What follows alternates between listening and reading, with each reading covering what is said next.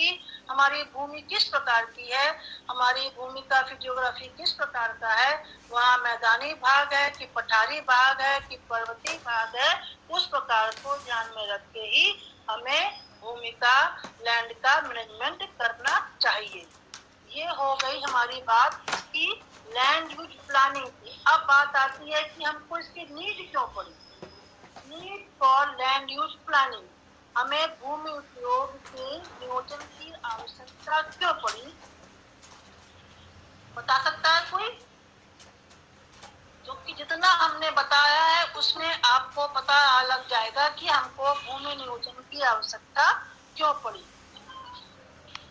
Ma'am, मानव की जो मुख्य आवश्यकता है, जैसे कि खदान और कच्चे माल की प्राप्ति, उसके लिए। हाँ, कच्चे माल की प्राप्ति के लिए और खदान के लिए, खाद्यान्न के लिए। मतलब ये मेरा कहने का है आपका कि मतलब भूमि का प्रयोग तो हमको सभी प्रकार से हम कर रहे हैं, चाहे वो उद्योग धंधे स्थापित करें, चाहे कृषि करें, चाहे आवास बनाए, चाहे मनोरंजन स्थल बनाए, या हम कोई भी व्यवसायिक कार्य करें, सभी के लिए हमें भूमि की आवश्यकता होती है। ये बात दूसरी है कि कृषि के लिए हमें उपयोगी भूमि की आवश्यकता पड़ती है। जो कृषि के लिए उपयोगी भूमि नहीं होती उसके लिए हम और कार्यों के लिए इसको प्रयोग में ला सकते हैं। इसीलिए हमें क्या है, भूमि के मैनेजमेंट की आवश्यकता पड़ती है कि किस भूमि में हम किस कार्य को करें। ठीक है। अब है कि हमें किस प्रकार की हमको आवश्यकता पड़ी है, तो किसी भी क्षेत्र के लिए कह सकते हैं कि भौतिक भूमि उपयोग के लिए उसके भौतिक क्षेत्र का मतलब है उसकी जो भौगोलिक संरचना है ना। भौगोलिक संरचना के अंतर्गत में आपका आ जाएगा धरातल, मिट्टी, क्लाइमेटिक कंडीशंस एवं अपवाह प्रणाली। एक मिनट बेटा पानी।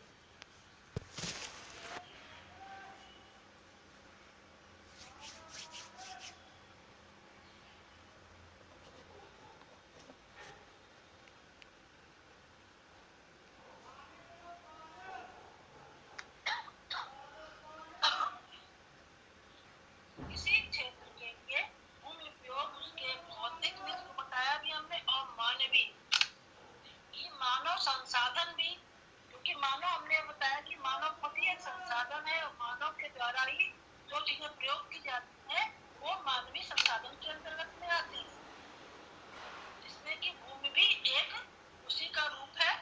तो जो हमारा जो भूमि की आवश्यकता के लिए हमने कहा आपको भौतिक और मानवीय दोनों प्रकार के कारकों का ही प्रतिफल ही हमारा भूमि उपयोग की आवश्यकता पर जोर देता है। और ये सभी कारक जो है हमारे समान रूप से नहीं होते। क्योंकि क्यों नहीं समान रूप से होते? क्योंकि हर जगह अलग अलग, देखिए जब एक स्थान से दूसरे स्थान का खान पान, रहन सहन, बोली भाषा, पहनावा सब में अंतर है, तो इसमें भी अंतर है और इसी का ही प्रतिफल सब कुछ है। तो क्या है कि ये सभी कारक सब जगह एक समान नहीं होते, जो कि अलग अलग प्रकार के हैं।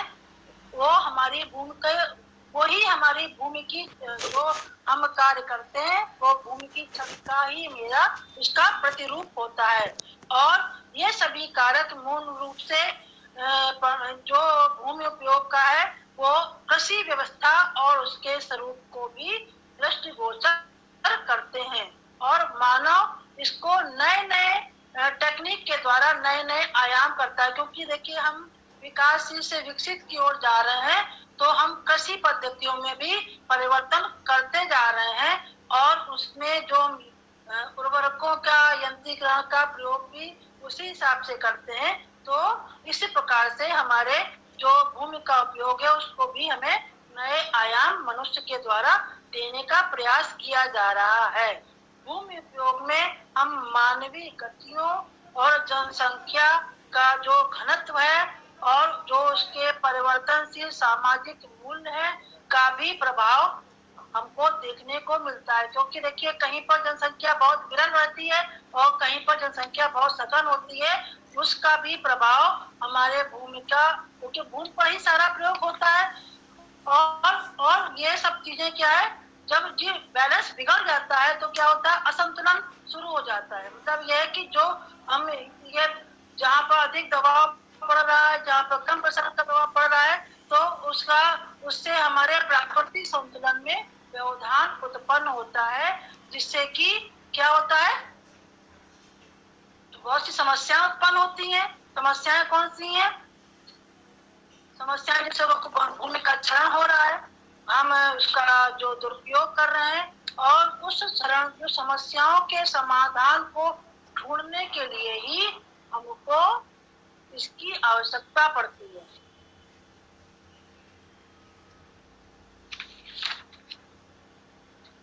ना। तो हमको इसी की आवश्यकता पड़ती है। क्यों? क्योंकि हमें जो समस्याएं आएंगी भूमि के प्रयोग में, उसको समाधान के लिए ही हमको इसकी भूमि नियोजन की आवश्यकता का महसूस करते हैं। क्योंकि मानव अपनी आवश्यकता के अनुरूप ही भूमि का विभिन्न रूप में उपयोग करता है। चाहे वो भूमि का उपयोग निवास के रूप में करे, चाहे उद्योग के रूप में करे, चाहे व्यवसाय के रूप में करे, चाहे परिवहन के रूप में करे, चाहे मनोरंजन के साधन के रूप में करे, चाहे प्रशासनिक भवनों के रूप में करे, ये सब, और या किसी भी एजुकेशन का जो बिल्डिंग बनाने के रूप में करे।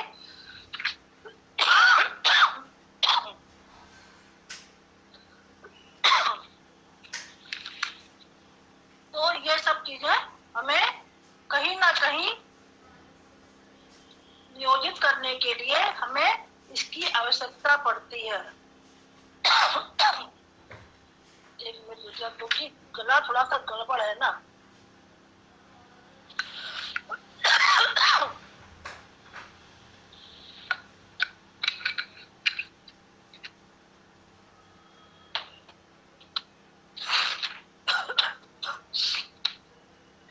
और इसके अतिरिक्त हमने आपको बताया कि ये जो है आपका भूमि उपयोग का कारण ये था। दूसरा है कि हम इसमें भूमि उपयोग में आर्थिक कारक को भी लेते हैं। जैसे आप कह सकते हैं कि भू स्वामित्व कारक, आज भूमि किसी और की है, कल किसी और ने परचेज कर ली, तो भूमि का स्वामित्व दूसरा हो गया, उसने उस भूमि का किस प्रकार से प्रयोग किया। दूसरा है फिर आपका जोत के आकार का। जोत के आकार का मतलब कह सकते हैं कि मान लीजिए आपके पास 100 एकड़ भूमि है और आप 2 भाई हैं, तो वो भूमि 2 भागों में डिवाइड हो जाती है, तो है ना। इसी प्रकार से भूमि के जोत के आकार छोटे होते चले जाते हैं।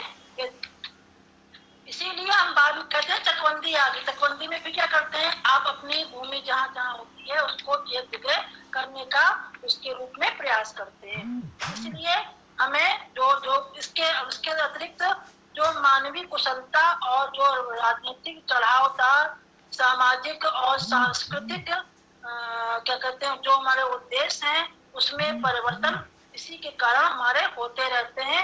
और ये उद्देश्यों में परिवर्तन के फलस्वरूप ही हमें भूमि उपयोग में परिवर्तन हमारा जो आना ही, जब देखिए कोई एक चीज परिवर्तित होगी तो सब चीजों में उसका इफेक्ट प्रभाव पड़ता जाता है, जो कि हमारे इकोसिस्टम को, जो हमारे पारिस्थितिक तंत्र को है उसको प्रभावित करते हैं, और जिससे कि अनेक समस्याएं जो हमारी उत्पन्न होती हैं उनको हमको निदान करने की या उसको सही करने की हमको आवश्यकता प्रतीत होती है। अब प्रश्न उठता है कि इसका उद्देश्य क्या है। अभी आपने पढ़ा कि नियोजन क्या है और हमें उसका आवश्यकता क्यों पड़ी। अब है कि हम किस उद्देश्य से हम भूमि उपयोग को करते हैं, मतलब हमारा जो ऑब्जेक्टिव है वो, जिस प्रकार से आप अपने थीसिस में लिख देंगे ना कि इंट्रोडक्शन क्या है, उसका ऑब्जेक्टिव क्या है, हाइपोथेसिस कौन सी ले रहे हैं, प्रॉब्लम कौन सी ले रहे हैं, उसका एनालिसिस करेंगे और सैंपल सर्वे करेंगे। फिर उसका आप जो प्रॉब्लम होगी उसको क्वेश्चनर के रूप में डेवलप करके टेबल बना करके उसको कंपाइल करने के बाद में फिर उसका रिजल्ट देंगे, और उसके बाद में आप उसका हमें सुझाव भी देंगे कि किस प्रकार से हम क्या कार्य करें जो हमें सही लगे, कि हमें इसके द्वारा हमें ये कार्य को करें तो ये चीजें सही हो सकती हैं। ठीक है। अब है हमको क्यों चीजों की आवश्यकता है, क्योंकि प्राथमिक रूप से हम उचित कृषि आधारों की और इसके अतिरिक्त हम भूमि सुरक्षा की योजना, भूमि सुरक्षा योजना का मतलब है कि भूमि उपयोग नियोजन के द्वारा हम भूमि का संरक्षण किस प्रकार से कर सकते हैं, ये हमारी भूमि सुरक्षा योजना के अंतर्गत से आता है। और तीसरा उद्देश्य हो सकता है कि सिंचाई के सुविधाओं का विस्तार करना, मतलब कहने का है कि जो हमें भूमि है उसका मूल्यांकन पहले करते हैं, देते हैं, उसके पश्चात हम सिंचाई आदि सुविधाओं का विस्तार करने के बाद में कृषि के लिए भूमि का विस्तार कर सकते हैं, क्योंकि कुछ भूमि ऐसी होती है जहाँ पर थोड़े से हम सिंचाई का प्रयोग करें, उस भूमि को हम कृषि करने के या कृषि उत्पादन करने के लिए हम उसका प्रयोग कर सकते हैं। इसके अतिरिक्त है कि कृषि संबंधी विभिन्न जो हमारी विकासात्मक योजनाओं का क्रियान्वयन, क्योंकि नई नई योजनाएं आती रहती हैं, उसका भी हम क्रियान्वयन कर सकते हैं। इसके बाद में है कि हम पूंजी निवेश की सुविधाएं हमें किस प्रकार से प्राप्त होती हैं। आप लोन ले सकते हैं या आपके पास इंडिविजुअल इतना है कि आप उसको किस प्रकार से भूमि का प्रयोग कर सकते हैं। और साथ में कृषि विकास में तकनीकी प्रयोगों की आवश्यकता जो पड़ती है, वो हमारे आधुनिक टेक्निक जो होती है, प्रविधि होती है, उसके द्वारा कृषि के स्तर को हम सुधारने का प्रयास करते हैं। अब आती है बात की इसकी इम्पोर्टेंस क्या है। हमें जो हम कृषि भूमि उपयोग का नियोजन कर रहे हैं, इसकी इम्पोर्टेंस क्या है। इम्पोर्टेंस का, क्योंकि आप इम्पोर्टेंस आपके सबसे ज्यादा है, क्योंकि जिसकी आप जब जानकारी किसी चीज की ले लेंगे विस्तृत रूप से, आप उसी प्रकार से उस चीज का कंपाइल करेंगे, है ना, कि सभी प्रकार की भूमि के संबंध में हमें विस्तृत जानकारी प्राप्त कर सकते हैं हम, ठीक है।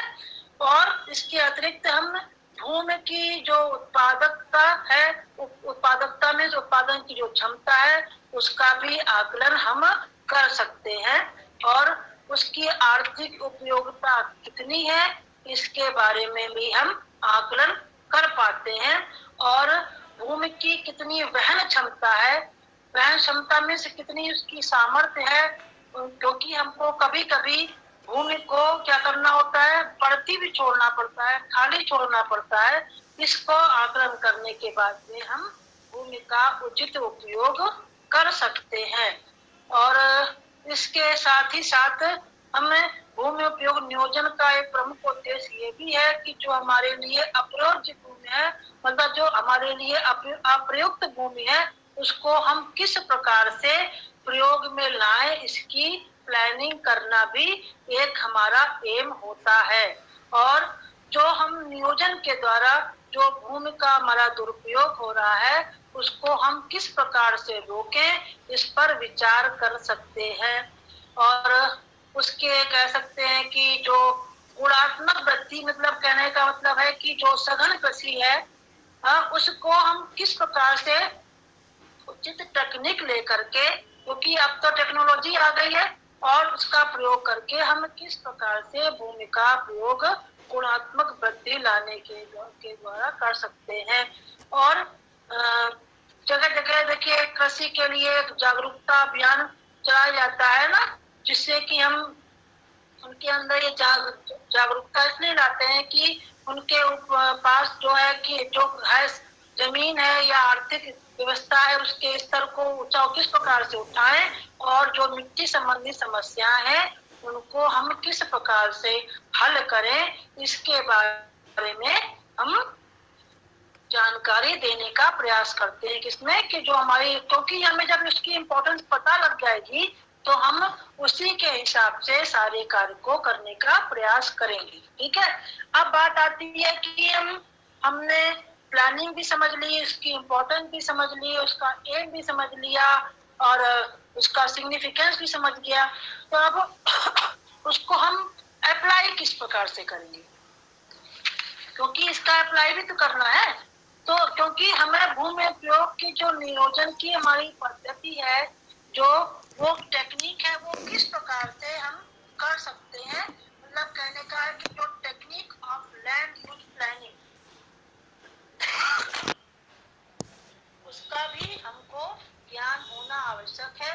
क्योंकि देखिए भूमि का पूरे विश्व में जो समस्या है सार्वजनिक रूप से एक ही सी है और सभी देश इससे प्रभावित है। क्योंकि कह सकते हैं कि कहीं अपरदन हो रहा है, कहीं हम वनों अधिक कर रहे हैं, कहीं पर हम जो है पेड़ों को काट रहे हैं, कहीं खनन अधिक कर रहे हैं। इन सब के द्वारा जो है हम जो पूरा विश्व जो जिन चीजों से जूझ रहा है वो लगभग उसका प्रभाव सब जगह एक सा ही हमको दिखाई देता है। और ये विभिन्न देशों की ये जो है ये जो लैंड यूज प्लानिंग, क्योंकि इसका प्रयोग अर्थशास्त्री भी करते हैं और भूगोलवेत्ता भी करते हैं।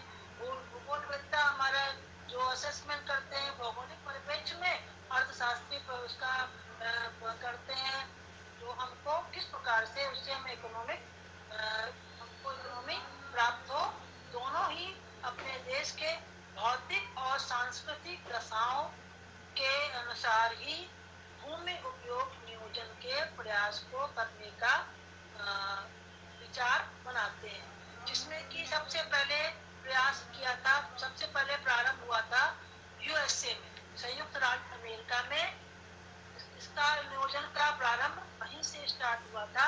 और यहाँ इसके अतिरिक्त जो हमारा जो पद्धति है वो हम जगह जगह समय समय पर सेमिनार जो करते हैं, वर्कशॉप करते हैं, उसके जो हमें रिजल्ट मिलता है उसको भी इम्प्लीमेंट करने का हम प्रयास करते हैं। और जो पर ये एक वैकल्पिक व्यवस्था है, पर जो प्रयास किए गए हैं मेन रूप से वो सबसे पहले किया गया था संयुक्त राज्य अमेरिका में। वहाँ पर किस प्रकार की पद्धति थी भूमि उपयोग नियोजन की? अमेरिकी पद्धति जिसको बोलते हैं, मतलब कहने का है कि American technique of land use planning. ठीक है, लैंड यूज प्लानिंग ये संयुक्त राज्य अमेरिका के अंतर्गत में हम राष्ट्रीय मृदा संरक्षण सेवा, मतलब कि नेशनल सॉइल कंजर्वेशन सर्विस के द्वारा हम भूमि उपयोग नियोजन के मार्ग को प्रशस्त करने का प्रयास करते हैं। और जिसके की मेन उद्देश्य भी है, क्योंकि कोई भी नियोजन बिना उद्देश्य से नहीं किया जाता। इनका उद्देश्य क्या होता कि प्रत्येक भूमि के लिए उपयुक्त उपयोग को हम निर्धारित कर सकें। क्योंकि देखिए इसका मतलब क्या हुआ कि हम भूमि अलग अलग प्रकार की है ना, कहीं पर उपजाऊ है, कहीं पर पठारी है, कहीं पर पहाड़ी है, कहीं पर मरुस्थली है, कहीं पर कह सकते हैं दलदली है, कहीं तटीय भाग की क्षेत्र की है। तो सब प्रकार की भूमि को हम किस प्रकार से उपयुक्त उपयोग में लाए, इसका निर्धारण करना ही इनका इन्होंने उद्देश्य था। और दूसरा था कि जो हमारी मिट्टी से संबंधित या मिट्टी के अपरदन से संबंधित जो समस्याएं उत्पन्न हुई हैं उसका निराकरण हम किस प्रकार से करें, ये अमेरिकन पद्धति का उद्देश्य था। इसके साथ ही साथ मिट्टी की उत्पादकता शक्ति में हम किस प्रकार से वहन करें और वृद्धि करें जिससे कि उसकी वहन क्षमता अधिक हो जाए। और उस क्षमता के आधार पर ही हम विभिन्न प्रकार की इकाइयों के लिए संरक्षण और नियोजन करें, मतलब कंजर्वेशन किस प्रकार से करें और उसका हम कंजर्व किस प्रकार से करें और उसकी हम प्लानिंग किस प्रकार से करें कि हम भूमि की मिट्टी का प्रयोग कर पाए। ठीक है, इन्होंने पर अमेरिकन पद्धति ने मेन रूप से 2 भाग बताए थे और 8 जो है सब डिवीजन बताए थे। मेन भाग जो थे वो थे, अब जो 2 भाग क्या होंगे, एक होगा कृषि योग्य भूमि, दूसरा है कृषि अयोग्य भूमि। और उसके जो सब डिवीजन है उसमें जो कृषि योग्य भूमि होगी उसके अंतर्गत में आप कह सकते हैं उत्तम भूमि, मध्यम भूमि या मध्यम से उत्तम भूमि, ये सब चीजें मतलब 4 भागों में डिवाइड किया है। निम्न श्रेणी की भूमि, जो उत्तम भूमि कौन सी होगी, वो भूमि होगी जहाँ पर पे अधिकांश उपजाऊ भूमि है, जिस पे हमें किसी चीज की कमी का आभास नहीं होता, और ऐसी भूमि को हम संरक्षण करके और उनमें हम अधिक से अधिक उत्पादन प्राप्त करने का प्रयास करते हैं। और इस प्रकार की भूमि में हम कह सकते हैं कि मतलब रोटेशन, आपको रोटेट करने की आवश्यकता नहीं होती। और इस प्रकार जो इसी में जो सब डिवीजन दूसरा था, जो उसको बोलते हैं उत्तम भूमि, उसमें हमको संरक्षण करने की आवश्यकता पड़ती है, और उसमें उर्वरकों को डाल करके सस्यावर्धन करने के द्वारा हम भूमि का प्रयोग करते हैं। इसका भी हम प्रयास करने, इन्होंने इस पर बल दिया है। अब है तीसरा इसी का सब डिवीजन,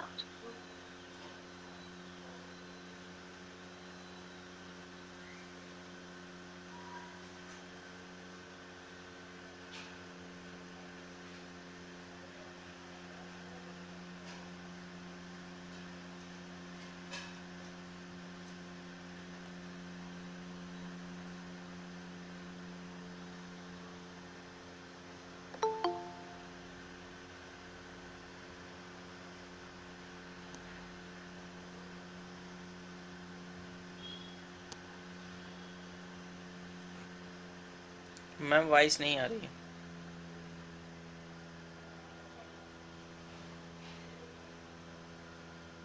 मैम आवाज नहीं आ रही है। हेलो मैम, वेट कर लो मैम, अभी म्यूट की हुई है। सूरज भैया रुक तो जाओ। कृषियों की भूमि थी जो सबसे, हेलो आवाज नहीं आ रही? जी मैम आ रही है, क्लियर करिए, कंटिन्यू। आ रही मैम, आ रही है। आ रही है? तो किसने लिखा ना कि आवाज नहीं आ रही कभी? ठीक है। फिर क्योंकि कृषि कार्य है तो जो हमें चुनौतियां हैं कि हमें किस किस चीजों का प्रयोग करना है, उसको इस श्रेणी में रखा है, निम्न कोटि की श्रेणी में। और कृषि करने में हमको अत्यधिक सावधानी की आवश्यकता, और करने के लिए हमें कुशल भूमि प्रबंधन की आवश्यकता इस भूमि पर पड़ती है। यह था हमारा कृषि भूमि अमेरिकन पद्धति में जो कृषि योग्य भूमि थी। अब दूसरी क्या है, कृषि अयोग्य भूमि। कृषि अयोग्य भूमि का मतलब क्या होगा, जो हमारी कृषि के लिए योग्य भूमि ना हो, ठीक है, जिसमें कुछ ना कुछ समस्याएं हो। उस समस्याएं हैं तो उसका हम निराकरण किस प्रकार से करेंगे, इसको भी इन्होंने रिवीजन किया था। जैसे कि कह सकते हैं कि समस्याग्रस्त भूमि, इसमें हम अपॉर्चन की समस्या को निराकरण करके कार्य करें। और इस भूमि पर हम, क्योंकि इन क्षेत्र जो हमारी जो कृषि अयोग्य भूमि है, उसको मुख्य रूप से हम चारागाह के रूप में, पशुपालन के रूप में, और कह सकते हैं कि आवास के रूप में, क्योंकि ये जो भूमि होती है उबड़ खाबड़ होती है, थोड़ी ड्राई आर्द्रता नहीं होती है, इसमें जल को ग्रहण करने की क्षमता नहीं होती है, पथरीली होती है, दलदली होती है, इसलिए इनको हम अन्य चीजों में प्रयोग करते हैं। और इस भूमि को हम वन्य जीव संरक्षण के लिए भी प्रयोग में कर सकते हैं। कौन बरबर फोन कर रहा है?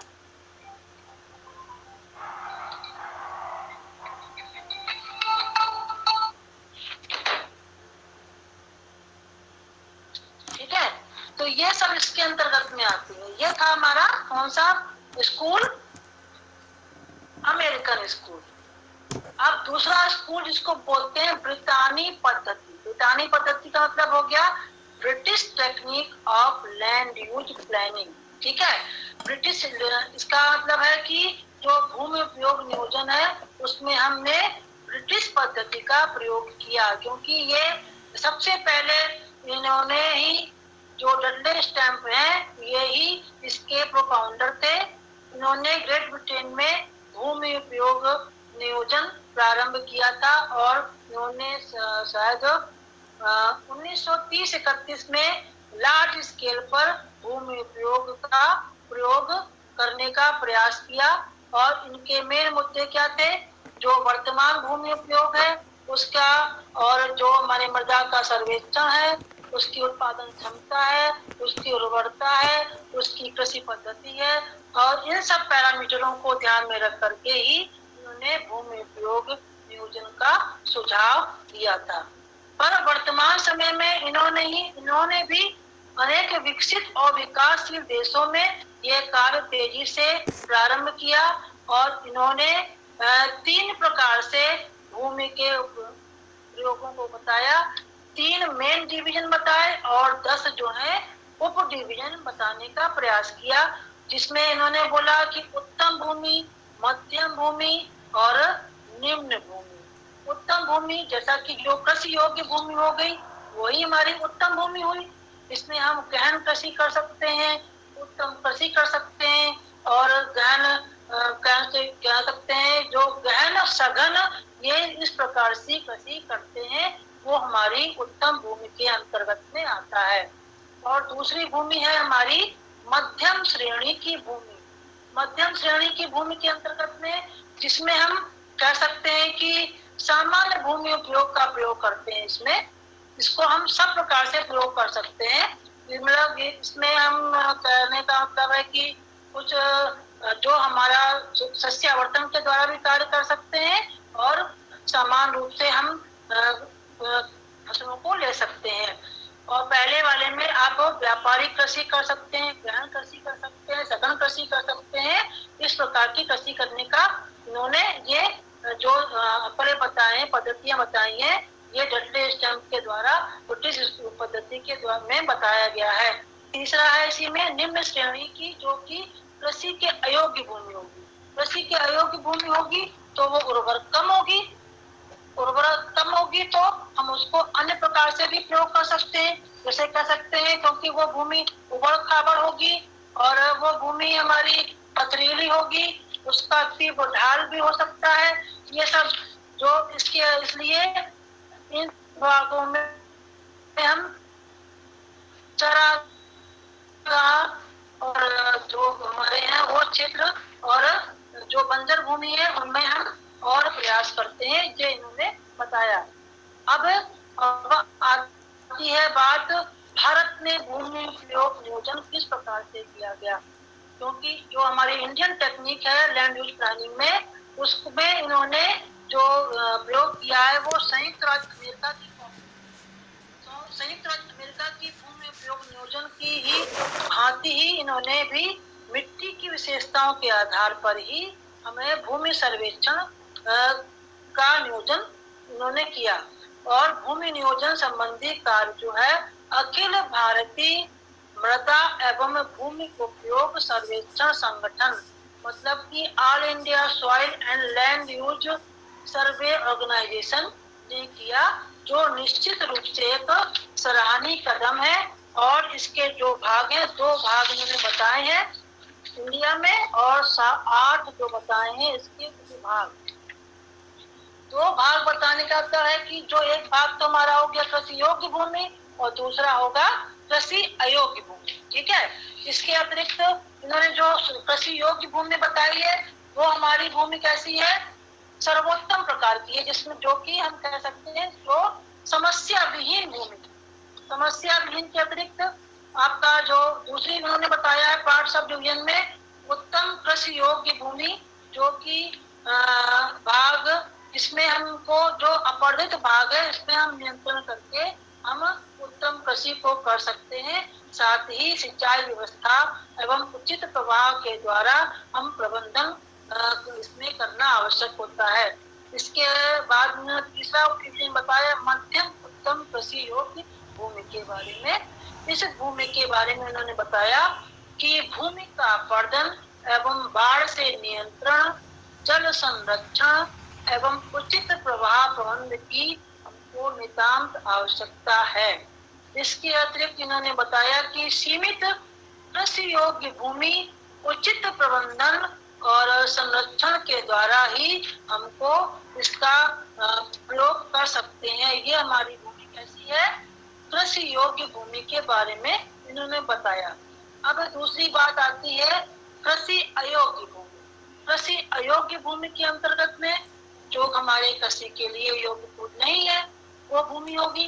जिसमें हम कर सकते हैं जो ये भूमि हमारे लिए पशु चारण के लिए उपयुक्त होती है और वानिकी के लिए उपयुक्त होती है, वन्य प्राणी जीव का संरक्षण करने के लिए उपयोगी होती है, मनोरंजन के साधन को स्थापित करने के लिए उपयोगी होती है और जलापूर्ति संरक्षण के लिए भी विशेष उपयोगी ये क्षेत्र होता है। ये क्योंकि हमने बताया कि ये इन्होंने भी जो है संयुक्त राज्य अमेरिका के समान ही भूमि उपयोग नियोजन के बारे में बताया है और इसी आधार पर ही इन्होंने भारतीय विद्वानों ने इस क्षेत्रीय स्तर पर ही जो भूमि उपयोग का कार्य करने का प्रयास किया है। ये हमारा भाग हो गया आपका लैंड यूज प्लानिंग। अब बात आती है लैंड कैपेबिलिटी क्लासिफिकेशन, मतलब भूमि की जो सक्षमता है उसका वर्गीकरण किस प्रकार से किया जाता है उसके बारे में हम आपको बताएंगे। इसमें जितना मैंने अभी आपको बताया है इसमें किसी को कुछ पूछना तो नहीं है या शुरू करें आगे? बोलिए मैम, आगे शुरू कीजिए मैम, कंटिन्यू। ठीक है, हमें जो बता रहे हैं कुछ समझ में आ रहा है कि हम बस बोलते चले जा रहे हैं? यस मैम, समझ में आ रहा है मैम। ऐसा कुछ नहीं, हमने बहुत ही सिंपल भाषा में बताने का प्रयास किया है क्योंकि हर व्यक्ति का अलग अलग इंटरेस्ट होता है। किसी का इंटरेस्ट देखिए आप लोग हैं जितने हम हो सकता है अभी 1-2 क्लास आपके वर्चुअल है, उसका हो सकता है ऑफलाइन में भी हम क्लास लेने आएंगे। इससे पहले भी हमने जो 2 बच्चे हमारे अंदर में पीएचडी कर भी रहे हैं तो वो क्लास हमने वहाँ लिए थे। तो जो वर्चुअल होता है और जो ऑफलाइन होता है उसका इंटरेक्शन दूसरा होता है ना। इसमें से तो वैसे मैम ऑफलाइन क्लास कब से हो रही है? अभी कुछ कह नहीं सकते, वैसे संभावना तो हो सकता है मंडे से खुल सकता है क्योंकि अब बात आ रही है क्योंकि हम लोग का ना कि फर्स्ट सेमेस्टर के बच्चों के प्रैक्टिकल एग्जाम के नंबर की बात हो रही है कि उनको देना है तो हम लोगों को तो जाना पड़ेगा ना कॉलेज वगैरह। तो कॉलेज जाएंगे तो तभी तो सब काम कर पाएंगे, है ना। नहीं मैम, तो जैसे हमारे क्लास तो जब वो शुरू हो जाएगा तो आपका भी ऑफलाइन हो जाएगा, है ना। आपका ऑनलाइन तभी तो हुआ जब सब ऑनलाइन चल रहा है, हो रहा है कि नहीं हो रहा है। इसलिए आपका ऑनलाइन तभी हुआ जब सबका ऑनलाइन, नहीं तो ऑफलाइन आपका होता। तो जो भी आप कुछ बच्चे आप पॉपुलेशन को बेस मान के काम करेंगे, कुछ इंडस्ट्री को बेस मान के काम करेंगे, कुछ एग्रीकल्चर को बेस मान के काम करेंगे और कुछ जो सेटलमेंट को बेस मान के काम करेंगे। सबका काम आपका अलग अलग जिस बेस पर आपका इंटरेस्ट होगा, जो आपका एरिया होगा, उसी हिसाब से आप कार्य करेंगे। पर हर चीज में आपको कुछ डिटेल देना पड़ता है, इसलिए आपका जो सिलेबस है वो सबको ध्यान में रख के बनाया गया है। हम इससे आज कल अमित जी से बात हो रही थी, इससे पहले हम आपका क्लास लेना चाह रहे थे उसका ग्रीन रिवोल्यूशन पर, हरित क्रांति का जो इम्पैक्ट है वो शायद मंडे को कोई और मैडम क्लास लेंगी। तो टॉपिक को फिर हमने सोचा कि एग्रीकल्चर बेस पर बताते हैं। ऑफलाइन में जब मेरी क्लास हुआ तो हम आपको एनवायरनमेंट से रिलेटेड ही क्वेश्चन पढ़ाने का प्रयास करेंगे, जैसे लैंड डिग्रेडेशन है और क्या पोल्यूशन, जो कि आप चीजें जानते हैं। ऐसा नहीं कि आप कुछ जानते नहीं, आप सब जानते हैं, फिर भी जो सिलेबस में दे रखा है वो तो कुछ ना कुछ तो आपको पढ़ाना ही है ना। तो अब आ गए हम भूमि क्षमता के वर्गीकरण किया जाता है। भूमि की क्षमता का मतलब जो अभी हम आपको बता रहे थे ना लैंड यूज प्लानिंग, इसमें क्या था, आप ये आकलन कर रहे थे कि भूमि की क्षमता क्या कह रही है ना। भूमि की क्षमता हमारी कृषि करने योग्य है या भूमि की क्षमता कृषि योग्य नहीं है। अब आप इसका आकलन कैसे करते हैं? इसका आकलन करते हैं किससे, जो हमारा नेट प्रॉफिट होता है उससे मान के हम उस क्षमता को आकलन करते हैं कि मान लीजिए हमने उद्योग कहीं स्थापित किया या हमने कृषि की, जो हमारी लागत आई, लागत से अधिक हमको उससे प्रॉफिट मिला, तो वो हुई उस भूमि की क्षमता। ये इसके अंतर्गत में ये बात आपकी आएगी भूमि क्षमता के अंतर्गत में, ठीक है। भूमि उपयोग जो हमारा है क्षमता का निर्धारण किसी भी क्षेत्र के वहाँ के जो मेन जो प्रॉफिट है उससे हम ज्ञात करते हैं। और इसकी जो उत्पादन लागत की अपेक्षा जो हमें नेट उसका प्रॉफिट मिलता है, ये हमने बताया, वो उस हमारे भूमि की उपयोग की क्षमता को क्या करता है, प्रभावित करता है, या उसकी हमें लैंड का जो क्षेत्र है उसकी कैपेबिलिटी को निर्धारित करता है। और इसका निर्धारण हम किसी भी क्षेत्र के निश्चित समय में प्रयुक्त जो तकनीक स्तर पर जो हम निर्धारित करते हैं, क्योंकि देखिए अब दिन ब दिन हम नई नई तकनीक यूज करते हैं। तो आप जैसे कह सकते हैं आवासीय व्यवस्था आपने ली, तो आपने क्या आपको फ्लैट बनने लगे हैं। पहले एक एरिया पर केवल एक ही घर बनता था, अब एक ही एरिया में 10 घर बनने लगे। तो ये हमने नई तकनीक, नई योजना, नए प्रबंधन किया, क्योंकि हमारी जनसंख्या का भार हमारी भूमि पर अधिक है। उनकी सभी आवश्यकताओं को पूर्ति करने के लिए ही हमें इसकी आवश्यकता पड़ी। ठीक है।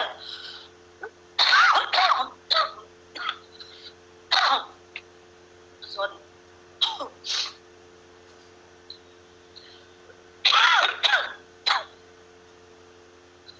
फिर है आता है कि भूमि उपयोग के अध्ययन में भूमि उपयोग क्षमता एक महत्वपूर्ण क्या है, पक्ष होता है। कुछ पानी पीना ही पड़ेगा लग रहा।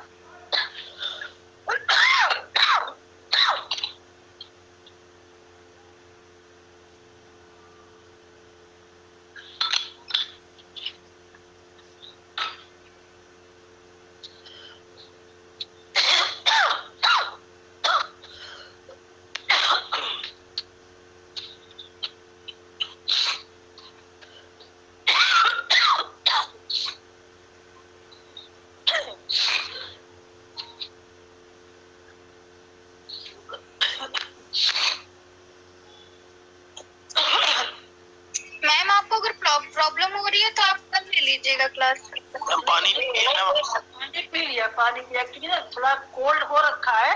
और मेरा थोड़ा धीमे बोलने की आदत कभी रही नहीं है। ये निरूपम से पूछना, निरूपण क्योंकि वहीं से उसने पीजी किया हुआ है हमारे कॉलेज से ही। हम चाहे 4 बच्चे हों या 10 बच्चे हों, मेरी आवाज बहुत तेज ही निकलती है, तो वो कभी कभी को खराश हो जाती है। कोई दिक्कत नहीं, शुरू करते तो हाँ, बीच बीच में पानी पीना पड़ सकता है, बस इतना ही है। तो जो हम अभी आपको बता रहे थे कि भूमि उपयोग के अध्ययन में हमें भूमि उपयोग क्षमता क्या है, एक महत्वपूर्ण पक्ष है। इसका जो मेन इम्प्लीमेंट करने का, क्योंकि इसी के द्वारा ही आप किसी भी भूमि का आकलन करते हैं। जैसे आप कर सकते हैं, उदाहरण के तौर पे बताते हैं कि जैसे आप कहीं भी लैंड परचेज करते हैं, तो देखिए हर एरिया के हिसाब से उसकी कॉस्ट में अंतर आता ना, क्योंकि वो किस प्रकार का वो जो उसका सराउंडिंग एरिया है उसका इम्पैक्ट उस लैंड पर पड़ता है। इसीलिए उसका जो कॉस्ट में वेरिएशन आने लगता है। और इसके अतिरिक्त जो हमारे भूमि उपयोग की अवस्था है और जो हमारा उसका अनुकूलतम उपयोग है, ऑप्टिमम यूज, उसको भी प्रभावित करती है ना, क्योंकि जो लैंड यूज है वो और उसका जो ऑप्टिमम यूज है उस पर वो इफेक्ट डालता है। किस प्रकार से डालता है, क्योंकि ये किसी क्षेत्र के इकाई में भूमि की कहना चाहिए उत्पादन क्षमता से अभिप्राय उसे भूमि सक्षमता से ही है, क्योंकि उसकी कैपेबिलिटी का ध्यान करते हैं। जब उत्पादन लागत की अपेक्षा हमें उसका बेनिफिट अधिक मिलता है तो वो भूमि की वहन क्षमता उत्तम मानी जाती है।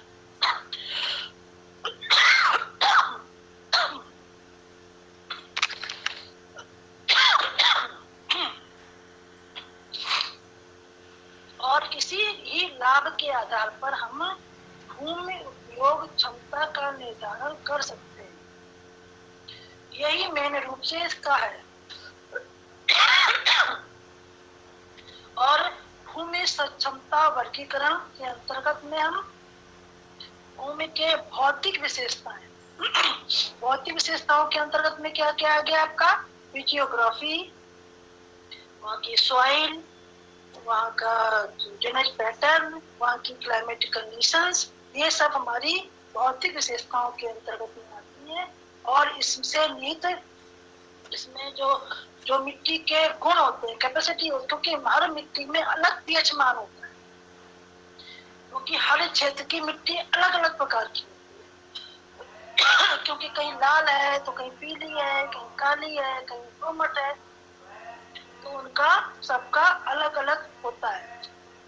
और भूमि क्षमता वर्गीकरण जो हमारी जो बता रहे थे आपको मिट्टी की गुणों को प्रभावित करती है, और इसके अतिरिक्त जो मिट्टी है वो फसलों को प्रभावित करती है। तो सबका आपस में इंटरकनेक्ट है ना, कि जो हमारी भूमि है उसमें जो हमारे फिजिकल कंडीशंस हैं वो मिट्टी पर इफेक्ट डालते हैं, मिट्टी क्रॉप पर इफेक्ट डालती है, और क्रॉप सबका असेसमेंट करती है, क्योंकि यही हमारे, और इसी का ही जो हम प्रबंधन या मैनेजमेंट पद्धति करते हैं, वैज्ञानिक रूप में मूल्यांकन करते हैं, वही हमारी भूमि क्षमता वहन करने का मेन कारण होता है। ठीक है। और इसी के द्वारा ही हमें जो भूमि की क्षमता का ज्ञान यदि हो जाता है कि इस पे हमको क्या कार्य करना है, उसी के हिसाब से ही हम उस चीज का मैनेजमेंट करेंगे कि यहाँ पर हम सेटलमेंट को स्थापित करें, या यहाँ पर हम कॉमर्शियल क्रॉप्स को लगाएं, यहाँ पर हम क्या करते हैं रोटेशन के द्वारा क्रॉप रोटेशन करें, या यहाँ पे इंटेंसिव कृषि करें, है। तो ये सब चीजें हमें उसी भूमि की क्षमता के आधार पर ही निर्धारित होता है कि हमको क्या क्या काम करना है, उसका रिस्पॉन्स जो मिलता है उसी के आधार पर ही हम कार्य को करने का प्रयास करते हैं। और इसके साथ ही साथ में हमको भूमि की जो सक्षमता है वो जो, क्योंकि ये चीजें हम किसमें दिखाते हैं, मानचित्र पर दिखाते हैं, क्योंकि भूगोल का एक जो सहायक सामग्री के रूप में है वो क्या है, मैप है। मैप में किसी भी क्षेत्र की भूमि की क्षमता को हम समस्याग्रस्त क्षेत्र के द्वारा से, या वहाँ के जो जैविक रासायनिक तकनीकों के प्रति जो इसका रिस्पॉन्स है, और जो में जो कृषि की पद्धति है उसके बारे में बताने का प्रयास करते हैं। क्योंकि देखिए, जो अब कभी आपने पढ़ा होगा थीमेटिक मैप, मोनोक्रोमेटिक मैप हो या डॉट मैप पढ़े है ना, तो इसमें क्या है कि कोई चीज दी नहीं होती है, सिर्फ आप उसके कलर के द्वारा, उसके इंडेक्स के द्वारा ही आप चीजों को जान जाते हैं कि अमुक क्षेत्र में अधिक है या अमुक क्षेत्र में कम है, चाहे वो उत्पादन हो या जनसंख्या हो या कोई और चीज। आप कृषि के रूप में कोई भी फसल का भी अध्ययन करते हैं तो उसको सिर्फ उस चिन्हों के द्वारा, उसकी आकृति के द्वारा, उसके कलर के द्वारा ही ज्ञात कर लेते हैं कि ये पद्धति में हम कहाँ पर कौन सी चीज अधिक है और कहाँ पर कौन सी चीज विरल है। ठीक है। इसके बाद में आपको इससे अत्यधिक उपयोगिता इसलिए भी है क्योंकि इसकी मदद से हम परिवर्तनशील कृषि प्रौद्योगिकी एवं पर्यावरण के अनुसार सस्य अनुकूलता के अनुरूप एक तर्क संगत भूमि उपयोग और सस्य प्रतिरूप विकसित कर सकते हैं। कहने का मतलब यह है कि हमको उसकी जानकारी यदि है तो, क्योंकि हम क्या, change is the law of nature, क्योंकि हम हमेशा परिवर्तन चाहते हैं। जैसे कि आप भी हर चीज में परिवर्तन को, क्योंकि हर चीज में परिवर्तन क्या होता है, आपको कहीं ना कहीं वो आपको आकर्षित करता है, पंप एंड शो दिखाता है। कहीं पर कोई चीज दिखाई कि ये चेंज हो रहा है, जैसे आपको उदाहरण के तौर पर बताएं, आपने मोबाइल लिया या कुछ चीजें आपने लिया, जैसे मान लीजिए आप कपड़े जो पहनते हैं, आज पहने, दूसरे कल फैशन कुछ और आ गया, तो आपको वो फैशन अट्रैक्ट किया तो आपने उसको परचेज किया। तो यही मेन हमारी इसका प्रॉफिट का मेन रीजन होता है। तो ये सब चीज तकनीक जो है हमारे कृषि संदर्भ में भी होती है, वो ये हमारे उस पर पर्यावरण के अनुसार ही हमारे जो क्रॉपिंग का जो पैटर्न है उसको, भूमि उपयोग को, और जो ये आपस में इसको विकसित करने का प्रयास करता है। और इसके बाद में ये भी जानकारी होनी चाहिए कि कौन सा क्षेत्र सिंचित क्षेत्र है और कौन सा क्षेत्र सिंचित क्षेत्रों के नहीं है, जिसको हम सिंचित करके कृषि योग्य बना सकते हैं।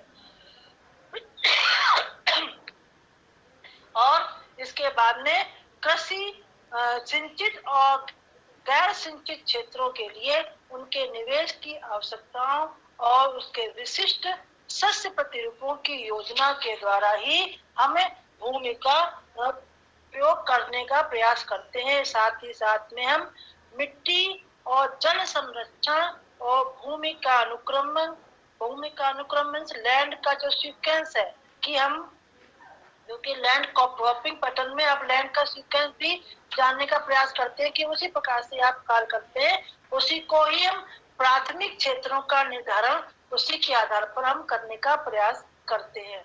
और किसी क्षेत्र के कृषि नियोजन के लिए हमें कार्यक्रमों के निर्धारण में भूमि सक्षमता वर्गीकरण मानचित्र इसमें एक महत्व या कह सकते उपयोगी भूमिका अदा करता है, क्योंकि ये एक डॉक्यूमेंट्स के रूप में होता है जिसको आप देख करके उस भूमि के बारे में असेसमेंट कर सकते हैं कि अमुक भूमि किस प्रकार की है और किस प्रकार की इसकी क्षमता है और क्या हम इसमें मैनेजमेंट करके कार्य को कर सकते हैं। इस प्रकार का प्लानिंग आप उस डॉक्यूमेंट्स को, उस मानचित्र को देख करके करने का प्रयास कर सकते हैं।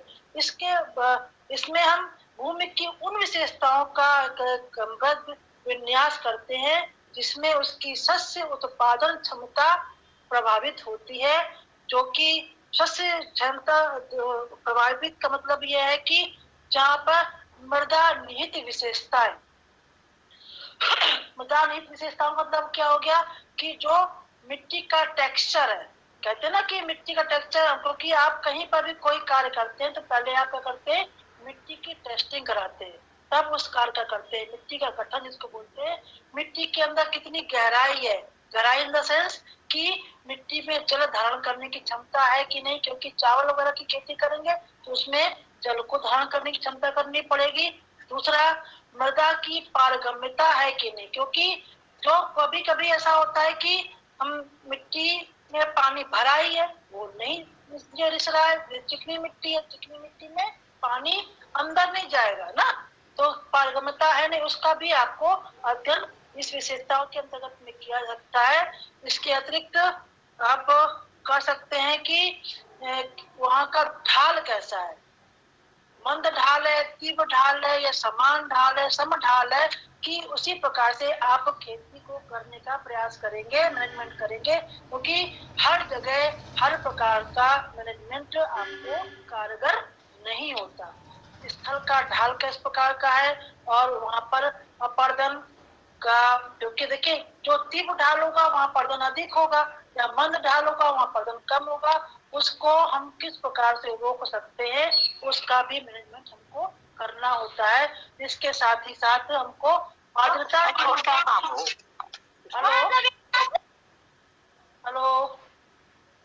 आर्द्रता की मात्रा, ह्यूमिडिटी कितनी है, क्योंकि देखिए किसी चीज में ह्यूमिडिटी की आपको एग्रीकल्चर में आवश्यकता होती है, ड्राई क्षेत्र में ये काम नहीं हो सकता। और इसके साथ साथ में आप पर्यावरणीय कारक, क्योंकि हर चीज का इफेक्ट पर्यावरण पर पड़ता है, पर्यावरण का प्रभाव सब पर पड़ता है, चाहे वो मनुष्य हो या प्रकृति हो या खेती हो या कुछ भी हो, हर चीज का प्रभाव इन्वायरमेंट से रिलेटेड है, क्योंकि उसी कैसे ही आप अछूते नहीं है, क्योंकि इसका प्रभाव आपकी भूमि पर, आप पर, आपके जो किए गए कार्यकलापों पर, सब पर इन्वायरमेंट का प्रभाव पड़ता है। ठीक है, इनको भी इन्होंने 3 भागों में डिवाइड किया। एक की है इन्होंने कैपेबिलिटी यूनिट, दूसरा है कैपेबिलिटी सब क्लास और तीसरा है capability class. Capability unit means सक्षमता इकाई।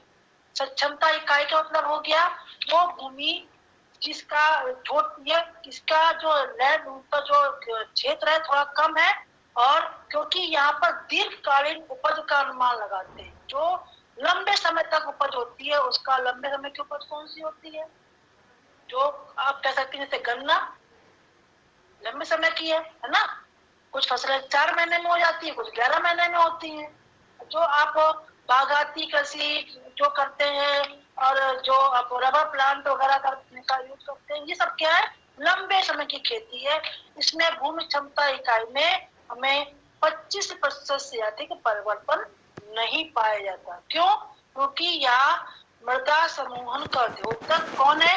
इसकी उपज समान उगाई जाने वाली फसलों के प्रबंधन एवं चारे की फसलों के लिए एक ही रूप में देखते हैं।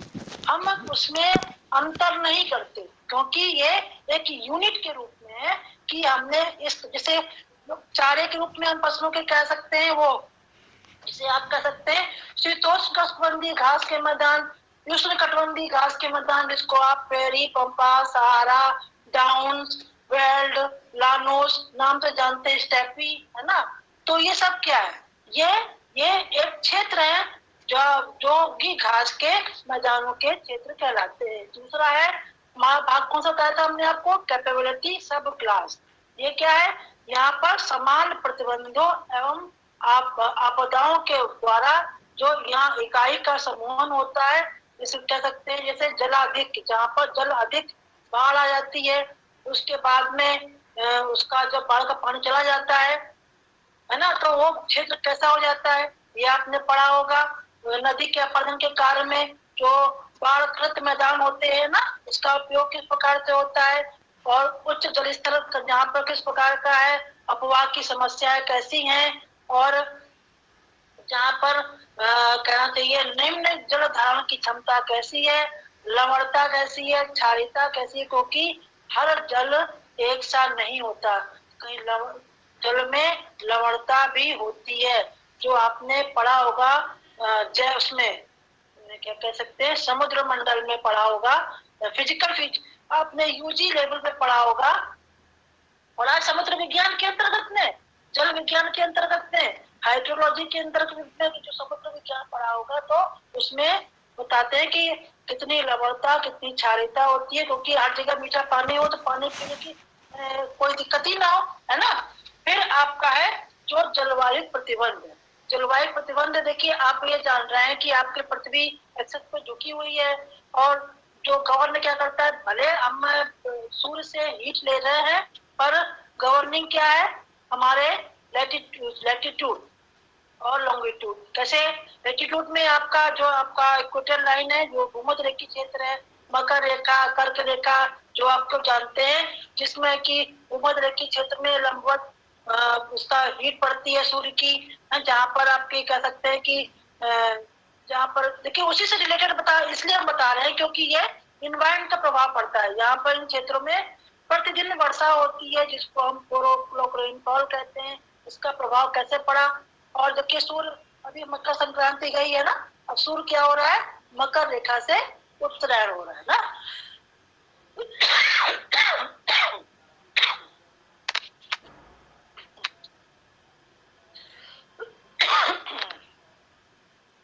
तो ये इसका भी प्रभाव हमारे क्लाइमेटिक कंडीशंस पे पड़ा, क्रॉप पे पड़ा, आप पर पड़ा, आवास पर पड़ा, हर पर पड़ता है, भूमि पर। इन सब चीजों का प्रभाव, तभी हमने कहा था कि भौतिक स्वरूप के का प्रभाव आपके जन जीवन पर पड़ता है, और मानव का प्रभाव सब चीजों पर पड़ता है, क्योंकि मानव के द्वारा ही मानव ही सब चीजों का प्रयोग करता है, चाहे वो दोहन करे, चाहे उसका उपयोग करे, चाहे दुरुपयोग करे।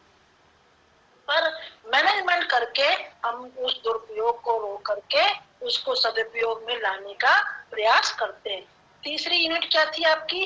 कैपेबिलिटी क्लास, जिसको बोलते हैं सक्षमता वर्ग, मतलब जिसमें निर्धारण विभिन्न कह सकते हैं पैरामीटर के द्वारा किया गया, जिसमें हमने उत्पादकता को मेन माना, सामर्थ्य जिसमें अधिक है।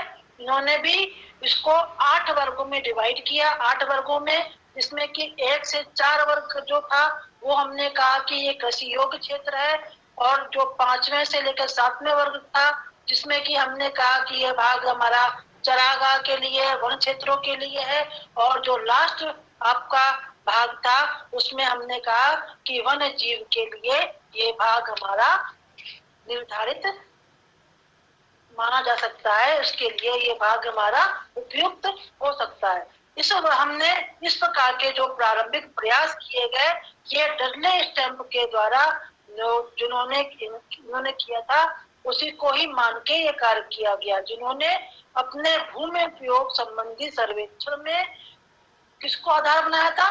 ब्रिटेन को आधार बनाया था और उनकी भूमि का वर्गीकरण प्रस्तुत किया था। और इन्होंने ब्रिटेन के जो भूमि के वर्गीकरण को किया था, जिसमें कि इन्होंने 3 प्रमुख और 10 उसके सब डिवीजन करने के प्रयास किए थे।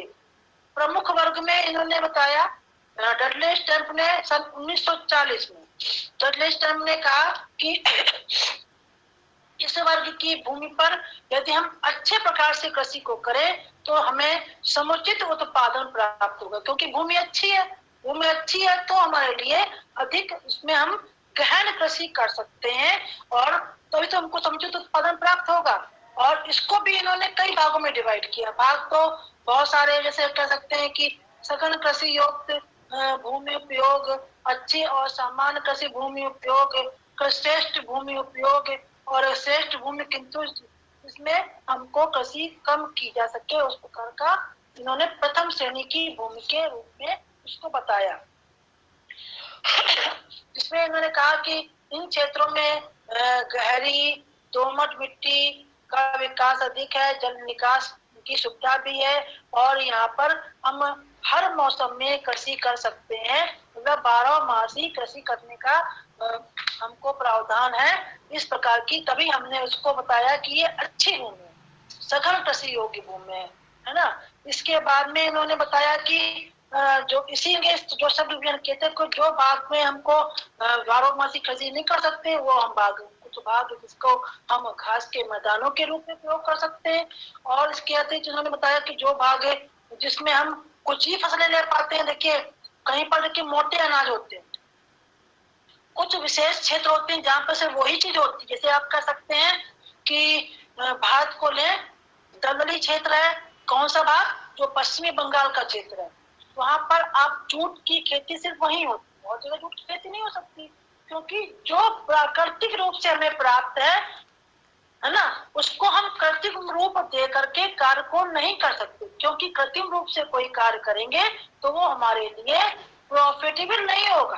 तो हमने कहा कि भूमि वहन क्षमता का वर्गीकरण करने के लिए ही हमें क्या करना है कि हमें उसका प्रॉफिट देखना है, कि तभी हम ये असेसमेंट कर पाते हैं कि यहाँ की भूमि का किस प्रकार से हमने क्षमता है, इसका हमने प्रयोग किया, ये हमारे लिए उपयुक्त है या उपयुक्त नहीं।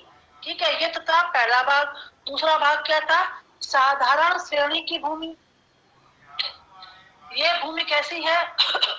इस भूमि में भी हम कह सकते हैं कि एक विधिवत तरीके से कृषि करने पर भी यहाँ पर कम उत्पादन प्राप्त होता है, मतलब साधारण उत्पादन प्राप्त होता है। पहले में था कि हमें अधिक उत्पादन प्राप्त होता है, जिसमें हम कर सकते हैं सघन कृषि। इसमें हम कह रहे हैं कि हमको आप बराबर कृषि करते हैं, इसमें कि हमें कम उत्पादन प्राप्त होता है। इसमें हम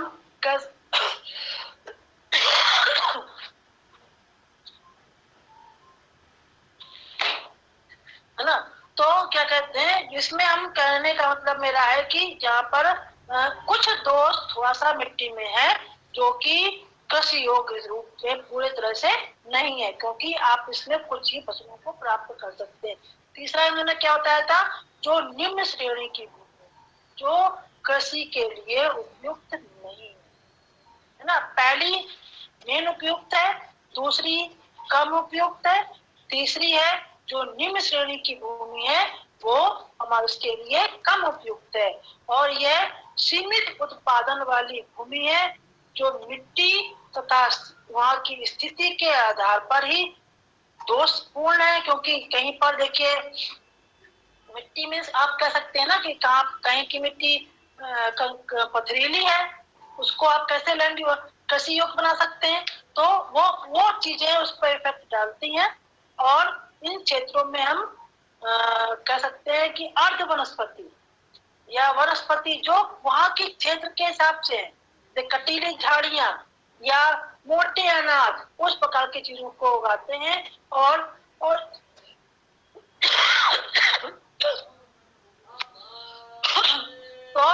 इसके अतिरिक्त इन क्षेत्रों में क्षारीय भाग भी, क्योंकि इसमें भी लवणता क्षारीयता पाई जाती है मिट्टी में भी, वो क्योंकि इसका भी कहीं ना कहीं क्षरण तो होता है, ये बराबर आप किसी चीज का दोहन करेंगे तो मिट्टी का क्या होगा, कहीं ना कहीं उसका हमें दुष्प्रभाव तो देखने को मिलेगा, है ना।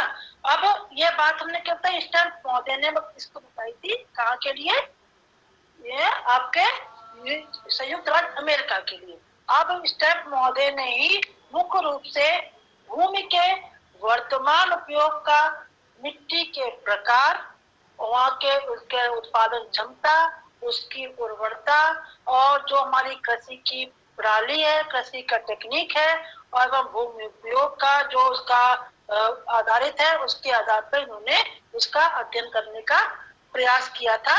इन्होंने बताया कि जो भूमि क्षमता है इसके नियोजन के आधार पर ही हमें भूमि का जो कृषि की जो पद्धति को प्रारंभ करते हैं, जो हम आपको शुरू से बताते चले आ रहे हैं कि कृषि की पद्धति हमें भूमि की वहन क्षमता के असेसमेंट के आधार पर ही की जाती है, और उस क्षेत्र में जो भी हमारी जब हमें लगने लगे कि ये भूमि त्रुटिपूर्ण है या अनुपयोगी है, या यहाँ की कृषि पद्धतियां सही नहीं है, जिसकी पद्धति के कारण जो हमारे कृषि क्षेत्र है वो बेकार होते जा रहे हैं, उसको हमको नियोजित आधार पर भूमि क्षमता आधारित करनी पड़ती है। इसीलिए ही हमको भूमि उपयोग की क्षमता की आवश्यकता पड़ती है, ताकि हम अन्य क्षेत्रों में भी भूमि को होने वाली क्षति को हम क्या कर सके, रोक सकें।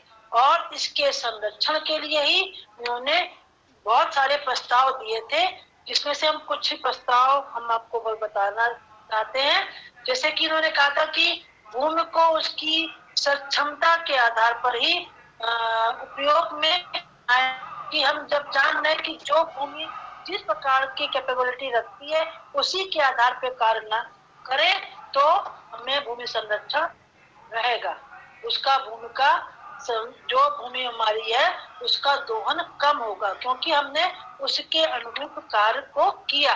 दूसरा था कि हमें आवश्यकता के अनुसार ही भूमि का संरक्षण करें, चाहे हम जैसे कह सकते हैं कि जो खेतों में मेड़बंदी करते हैं ना, जो क्योंकि मिट्टी का कटाव होता है, मेड़ से हम पानी उसको भरते हैं तो मेड़ से मेड़ बना करके उस कटाव को रोकते हैं, या वृक्षारोपण करके तभी जो होता है कि वृक्षारोपण पर ज्यादा जोर दिया जाता है। वृक्षारोपण के हमारे और भी प्रभाव के वृक्षारोपण से ही हमारा जो है वायुमंडल का जो संरचना है, जो हमारा इकोसिस्टम है, जो हमारा प्राण वायु है, सब चीजों को कहीं ना कहीं वृक्षारोपण के द्वारा किसी न किसी रूप से हमको उससे मदद मिलती है। ठीक है। और इन्होंने जो है संयुक्त राज्य अमेरिका में भूमि को उसकी सक्षमता के अनुसार उपयोग में लाने की बात तो कही, परंतु उन्होंने इसके ढाल और मिट्टी के प्रकृति के कारण जहाँ पर कटाव अधिक हुआ वहां पर उन्होंने उस भूमि को इन्होंने घास के मैदान के अंतर्गत में उस क्षेत्र को रखा, और इन्होंने फसलों का चयन भी भूमि की सक्षमता के आधार पर ही किया। और संयुक्त राज्य अमेरिका में भी भूमि सक्षमता निर्धारण में भी कृषि फार्मों को भी महत्वपूर्ण भूमिका इसमें इनकी रही है, क्योंकि यहाँ जो कृषि विशेषज्ञ हैं, मेन रूप से कृषि शास्त्र वो है BL शर्मा, मोहम्मद शफी, जो डडले स्टैम्प, इन लोगों ने इस क्षेत्र पर बहुत सारे कार्य किए हैं।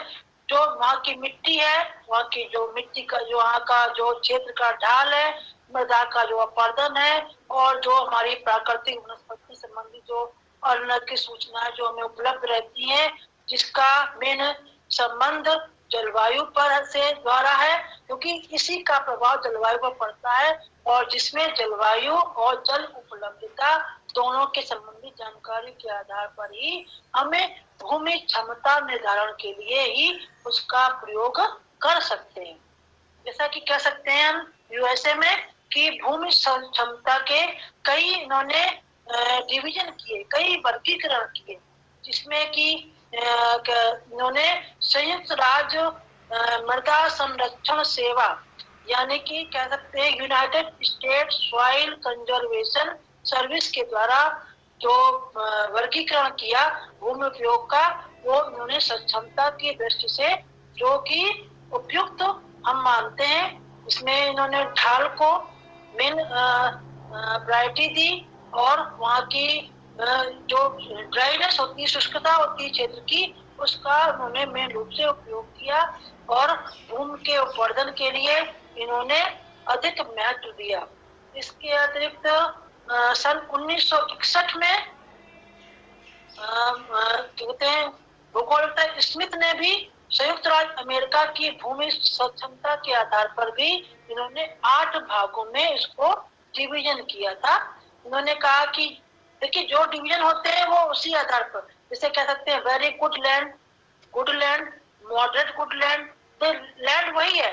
फिर आपका हो गया very good land, grazing land, या कह सकते हैं जो हमारा जो इससे प्रतिबंधित लैंड है वो। तो मेरा वेरी गुड लैंड के अंतर्गत में क्या हो गया, जो अति उत्तम भूमि है वो इसके अंतर्गत में आएगी, जिसके अंतर्गत में हम कह सकते हैं जहाँ पर हम कृषि की अच्छी पद्धति का प्रयोग करते हैं और उसको अपनाने से भी वो क्षेत्र सुरक्षित रह सकता है। जैसे कि वो भाग, क्योंकि वो समतल भाग है और कृषि कार्य उन क्षेत्रों में हम सफलता पूर्वक कर सकते हैं। ठीक है। दूसरी बात आती है हमारी गुडलैंड की। गुडलैंड के अंतर्गत में है वह भूमि जहाँ जिसमें हम संरक्षण की सामान्य पद्धतियां, जिसमें हम समोच्च रेखाओं के द्वारा जो मेड़बंदी बनाते हैं, भूमि को सुरक्षित रखने के लिए जो फसलों को उगाते हैं, क्योंकि देखिए कहीं पर कभी कभी ना फसलों में जो ऐसे उगाने के बाद उसको उसी में चला देते हैं, इसका उसके पोषक तत्व हमारी भूमि में फिर से मिल जाए, और फसलों का जो हेर फेर करते हैं, रोटेशन करते हैं और उर्वरकों का प्रयोग करते हैं, इन सब इसके द्वारा हमें अच्छी भूमि को सुरक्षित रखा जा सकता है और उससे हमको से भरपूर उत्पादन प्राप्त किया जा सकता है।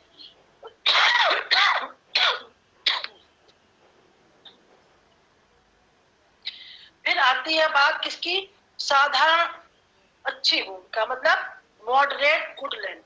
ऐसी भूमि जहाँ पर हम ये भाग कहाँ पर, जो पर्वतीय क्षेत्र भाग होते हैं जहाँ पर हम सीढ़ी नुमा खेत काम करते हैं, जहाँ पर अंडुलेटिंग स्लोप होते हैं, उन क्षेत्रों में इस प्रकार की पट्टियां बना करके हम खेती करके उस भाग को सुरक्षित करने का प्रयास करते हैं और भूमि सुरक्षित रखने के लिए हम फसलों का उपयोग और जल उपयोग की व्यवस्था को इन क्षेत्रों में करने का प्रयास करते हैं। फिर आता है आपका भाग बहुत अच्छी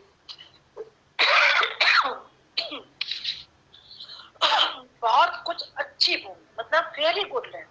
तो कि देखिए गुड लैंड को भी हमने कई क्लासिफिकेशन में डिवाइड कर दिया। पहले था कृषि योग्य भूमि, कृषि अयोग्य भूमि, उसको भी कई भागों में डिवाइड किया। अब लैंड को हम गुड, मॉडरेट, वेरी, है ना। तो ये इस प्रकार से जो भूमि चरागाह एवं घास के मैदानों के लिए उपयुक्त होती है और कुछ समय के बाद में मतलब कुछ अंतराल के वर्षों के अंतराल में ही हम इन क्षेत्रों से फसल उत्पादन भी कर सकते हैं। ऐसी भूमि पर हम भूमि संरक्षण पद्धति को अपनाना आवश्यक है। किस प्रकार की भूमि है ये, वेरी गुड लैंड। फिर आती है हमारी ग्रेजिंग और फॉरेस्ट्री लैंड, मतलब चरागाह या वन भूमि।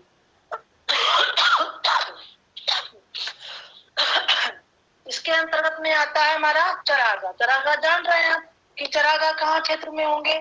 चरागाह और वनों वाली भूमि को सम्मिलित कर सकते हैं और इस भूमि में हम इसके लिए स्वच्छंद है, क्योंकि इसका नाम ही दे रखा है हमने ग्रेजिंग लैंड, तो यहाँ पर हम उसी प्रकार का कार्य कर सकते हैं। फिर आते हैं चरागाह अथवा वन उपयुक्त भूमि कुछ प्रतिबंधों सहित, क्योंकि हर चीजों में कुछ ना कुछ प्रतिबंध रहता है। सिचुएटेड फॉर ग्रेजिंग और फॉरेस्ट्री विद माइनर लिमिटेशन, क्योंकि प्रतिबंध नहीं करेंगे तो फिर उसका क्या होगा, हम अति दोहन करने लग जाते हैं इन क्षेत्रों का।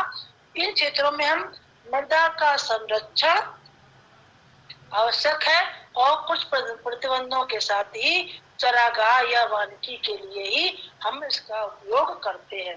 फिर बात आती है अल्प प्रतिबंध। अभी था कुछ प्रतिबंध, अब हो गया अल्प। बात तो वही हो जा रही है, पर उसमें हो गया माइनर, है ना, इसमें हो गया अल्प, कम। सिचुएटेड फॉर ग्रेजिंग और फॉरेस्ट्री विद लिटिल और नो लिमिटेशन, या प्रतिबंध रहित। अल्प प्रतिबंध या प्रतिबंध रहित क्षेत्र जो है इसके अंतर्गत में आता है। इस भूमि के अंतर्गत में हम कह सकते हैं कि इस भूमि में जो हम इस भूमि को नष्ट होने से बचाने के लिए भूमि संरक्षण की विधियों को अपनाने का आवश्यक मानते हैं। इसका सीमित उपयोग हम चारागाह और वानिकी में कर सकते हैं। और इसका आपका लास्ट है वन्य जीव या मनोरंजन स्थल हेतु उपयुक्त भूमि।